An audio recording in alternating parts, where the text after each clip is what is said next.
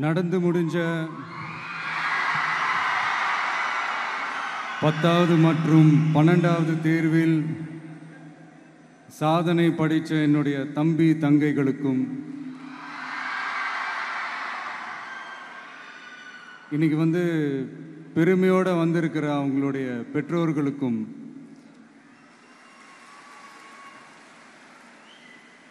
இந்த ஃபங்க்ஷன் இவ்வளோ சிறப்பாக நடக்க காரணமாக இருக்கிற என்னுடைய பொதுச் செயலாளர் மிஸ்டர் ஆனந்த் அவர்களுக்கும்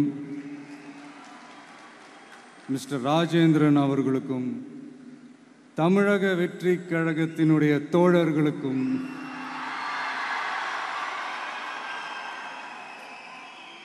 ஏன்னா நீங்கள் தான் இரவு பகல்லாம் பார்க்காம இந்த ஏற்பாடுகள்லாம் இவ்வளோ சிறப்பாக செஞ்சு முடிச்சிருக்கீங்க.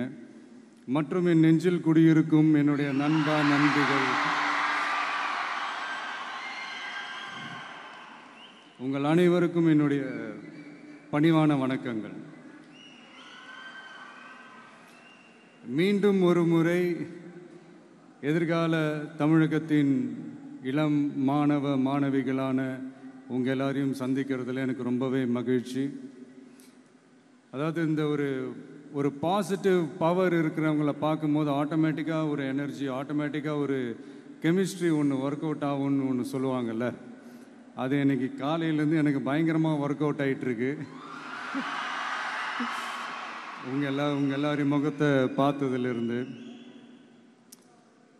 ஸோ மை டியர் குட்டி நண்பா நண்பீஸ், இந்த மாதிரி ஃபங்க்ஷனில் சின்னதாக 2 நல்ல விஷயம் சொல்கிறத தாண்டி வேறு என்ன சொல்கிறதுன்னு எனக்கு தெரியல. நீங்கள் எல்லாருமே இப்போது அடுத்த ஒரு கட்டத்தை நோக்கி போகிறீங்க.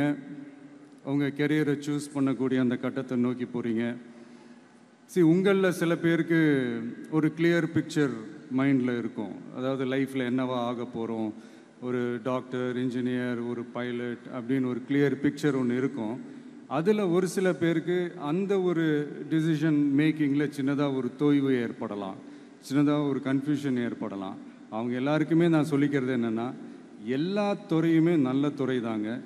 நீங்கள் எதை தேர்ந்தெடுக்கிறீங்களோ அதில் உங்களுடைய முழு ஈடுபாட்டோட உங்களுடைய 100% உழைப்பை போட்டிங்கன்னா அது யாராக இருந்தாலுமே வெற்றி நிச்சயம்தான். அதனால் உங்களுக்கு பிடிச்ச துறையை நீங்கள் தேர்ந்தெடுங்க. அதில் இருக்கிற ஆப்ஷன்ஸ் எல்லாம் ஃபஸ்ட்டு தெரிஞ்சுக்கோங்க.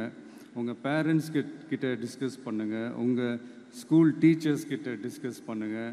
இந்த கெரியர் கைடன்ஸ் கொடுக்கறதுக்கெல்லாம் நிறைய பேர் இருக்காங்க, இந்த கெரியர் கவுன்சிலிங் கொடுக்கறதுக்கெல்லாம் நிறைய பேர் இருக்காங்க. அவங்க எல்லாரையும் மீட் பண்ணுங்கள். ஃபைனலாக ஒரே ஒரு சின்ன விஷயம், friendship ads fragrance to life. அதில் எந்த மாற்று கருத்துமே கிடையாது.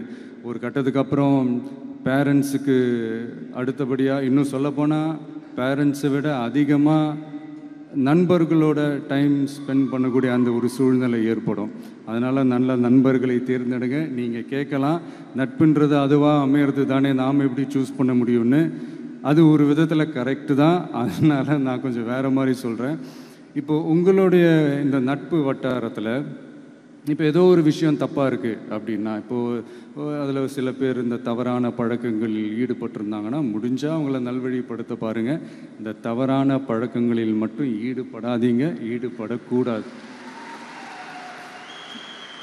நான் முன்னாடியே சொன்ன மாதிரி தான், உங்களோட அடையாளத்தை எக்காரணத்தை கொண்டு இழந்துடாதீங்க. Don't lose your identity at any cost. இது நான் ஏன் இவ்வளோ வலியுறுத்தி சொல்கிறேன்னா, இப்போ ரீசெண்ட் டைமில் நீங்கள் பார்த்தீங்கன்னா நம்ம தமிழ்நாட்டில் இந்த போதை பொருட்களுடைய இந்த பயன்பாடு அதெல்லாம் முக்கியமாக யங்ஸ்டர்ஸ் மத்தியில் ரொம்பவே அதிகமாகிருச்சு. ஸோ உங்களுடைய செல்ஃப் கண்ட்ரோல், உங்களுடைய செல்ஃப் டிசிப்ளின் அதை மட்டுமே வளர்த்துக்கோங்க. Say no to temporary pleasures, say no to drugs. எனக்காக இது ஒரே ஒரு வாட்டி ரிப்பீட் பண்ணுறீங்களா? Say no to temporary pleasures, say no to drugs. இன்னும் ஒரே ஒரு வாட்டி please. Say no to temporary pleasures, say no to drugs. Thank you. இந்த உறுதிமொழியை நீங்கள் எல்லாரும் எடுக்கணுன்ட்டு நான் ரொம்ப தாழ்மையுடன் கேட்டுக்கிறேன். மற்றபடி வேறு ஒன்றும் இல்லை. இந்த தேர்வில் தேர்ச்சி பெற முடியாதவங்க, நினச்ச மாதிரி மார்க்ஸ் எடுக்க முடியாதவங்க ஒன்றும் லைஃப்பில் எதுவும் டிசப்பாயிண்ட் ஆகாதீங்க. வெற்றி தோல்வி ரெண்டுமே ஈக்குவலாக பேலன்ஸ் பண்ணி போக கற்றுக்கிட்டாலே போதும். தோல்வி நம்மக்கிட்ட வர்றதுக்கே பயப்படும். Success is never ending, failure is never final. So இதை மட்டும் புரிஞ்சுக்கோங்க. நான் 3ஆம் தேதி மீட் பண்ண போகிற அந்த செட் ஆஃப் ஸ்டூடெண்ட்ஸ் அண்ட் பேரண்ட்ஸுக்கும் சேர்த்து தான் இன்றைக்கி நான் பேசுகிறேன். ஏன்னா மறுபடியும் இந்த மாதிரி அட்வைஸ் பண்ணி அவங்கள நான் போர் அடிக்க விரும்பலை. ஏன்னா ஜென்ரலாகவே தெரியும் அட்வைஸ் பண்ணவங்க எல்லாருக்கும் பிடிக்காதுன்னு. ஏன்னா நானும் அப்படி தான். அதனால் ஸோ அன்றைக்கி டைரெக்டாக நம்ம ஸ்டூடெண்ட்ஸை கௌரவிக்கிற அந்த நிகழ்ச்சிக்கு நம்ம போயிடலாம். So thank you. மீண்டும் சந்திக்கும் வரை நன்றி, வணக்கம்.